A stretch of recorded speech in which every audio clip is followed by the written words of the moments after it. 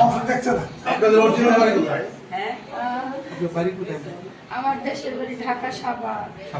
এখানে বাড়ি কোথায়? বাপের বাড়ি, এটা আমার বাপের বাড়ি। আমার শ্বশুর বাড়ি সোনারামপুর, আশিগঞ্জ। জি। এই যে আমরা ফ্যামিলি 5 জন মানুষ ছিলাম। আমার ফ্যামিলির কাপাই সোজা ছিল 2 জন। আমরা 3 জন ছিলাম সংসারে খাওয়া। আমাকে আমাদের 3 বাচ্চা মিলে ছায়া, বাচ্চার মধ্যে ছায়া। আমার সন্তান স্বামীর আইনে দেন, আমার সন্তানের স্বামীর আইনে দেন, আমার বাচ্চার মধ্যে ছায়া, আমার অসহায় নাতির মধ্যে আইনে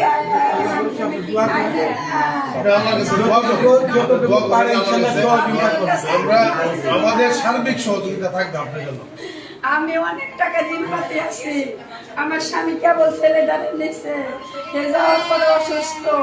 আমি আর ঋণ পাতে কিছু কাটাই উঠি নাই। আমার বাসা ভাড়া জেনে রয়েছে। আমার এই মাসে টাকা দেওয়ার কথা টাকা দিতে পারে নাই। আমার স্বামী